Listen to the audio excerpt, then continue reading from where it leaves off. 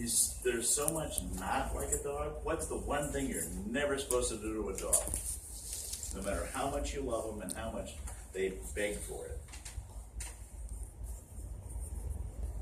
You ever say, don't feed the dog chocolate? Right. Okay? There's Hunter with his whole head inside an M&M's bag. Didn't bother him at all. You know, people would go, oh, chicken bones. Don't give chicken bones to the wolf. They eat the whole chicken live. What is wrong with you? There are no rules. They're different. They're not dogs. Those rules vary on dogs too. Yeah, what do they? Our Chihuahua, our Yeah. little bitty 4-pound Yeah. Chihuahua, ate a whole sleeve of Girl Scout Pinyon cookies. They're good. He did not throw up. He did not get sick. He did not have a problem. The He only has the thing milk he did in was it. like a sugar rush. He was like, A sugar. yeah. I was like, a little kid. like the brain freeze. So they Yeah. make good. Exactly. But he didn't. Chocolate has never bothered any of my dogs. My boss, she had a whole big huge pan of brownies that she made.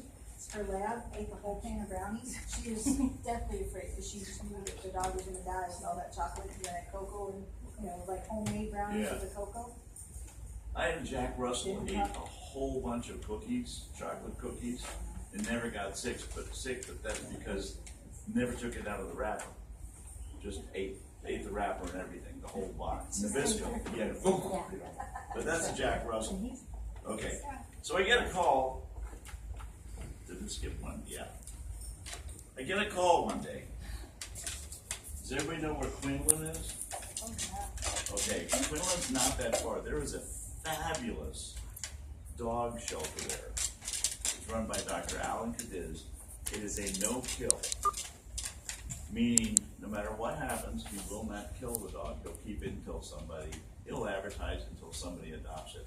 He has about 600 dogs, and they're all over this 200-300 acre field in various shelters. It is amazing. So I got Harry from there. Harrison is actually his name, but I got Harry from there.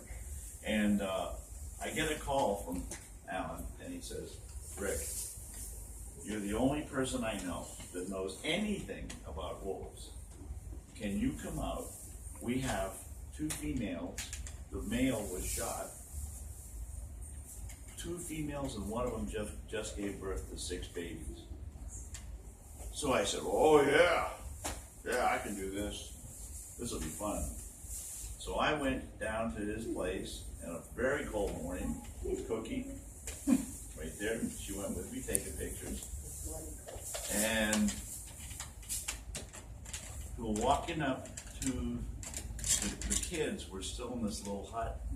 They went walking up to the 2 wolves, sat down in the field, in the area with them, until the 2 females started paying attention, started playing with me, kind of looking at me, not so afraid. At that point, they let the babies out. And the babies would go up to their mom, they get the food, and one of them went and took a drink of water, kissed her mom. I was impressed. One little girl, first thing in the morning, very first thing she thought of was not food, was not water. She went up and kissed her mom. And I looked at her and I went, well, that's a little lover, you know? Either she's begging for something or she was in trouble last night, but it sure was nice to see that. So, if you've ever heard the song Look of Love, that's that little girl. There's Cheyenne in the back and 2 of the pups. That little girl took a drink of water and looked at me sitting there and and she walked slowly up, sitting Indian style on the ground. She crawls up my arm, crawls in the hip, and I started hugging her. I stood up and I went, oh, you're just beautiful. Oh, you're just a lover. You're such a little sweetheart. You're going to make somebody a great little wolf. And I went to let her down. And what's the first thing you do is you let loose first before you put them down. I let loose, and she screamed. She didn't cry. She didn't whine. she screamed. I've only heard an animal scream once before, and that was Hunter when I played the violin. And I do believe that was a comment about my playing, more than anything else. But she screamed, and she grabbed my arm. And there she is, this little floppy-haired, eared lady. But look at the grip on my hand. I mean, yeah. Oh boy. So, gripping with all her might to hold on, and every time I get a little loose, she starts ready to scream again. So the girl, after no kill, looks at me, and what does she say? Rick, what are you gonna name her?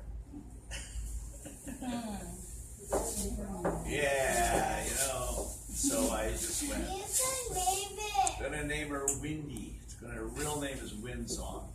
So I'm gonna call her Windy. And gave her a deposit on Windy. I could call her Wolf, but that would mix her up if I got a bunch more. And the big question was, how is Hunter going to greet her?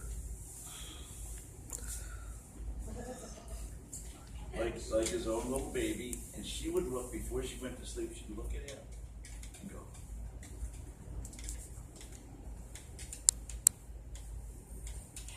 and lie down exactly as Hunter did. I've got 50 pictures of him in different positions because she had to imitate him every night. That's idol worship, so. It's nice. You would? Really? Really. I mean, I really do. Now, she also fell in love with, guess what? His tail. And he was really patient. But I think that's one of the best parenting pictures I've ever seen. That's called tolerance. You know, you can tug and you can pull. And she would grab it, sleep with it at night, and she just loved his tail. And he's looking at her like, oh, seriously? Yeah, yes he is. My tail. You can't get anywhere. I'm not going to yank it out of your mouth. But, and they grew up, or she grew up, and that's them playing in the backyard. Her ears finally popped up like a wolf should. And she just became this really beautiful little lady. But being a beautiful little lady and growing up is one thing. Wolves work together. Wolves love the pack. Now, Hunter was the beta wolf. Immediately, he showed her how to use the doggy door. It was under 5 minutes. How to use the doggy door, where to go outside, how to get back inside. He was batting on the little gate so that she would go through it. Amazing. I was watching this whole thing going, this is like how to. And so I thought, well, that's great, but I really haven't done anything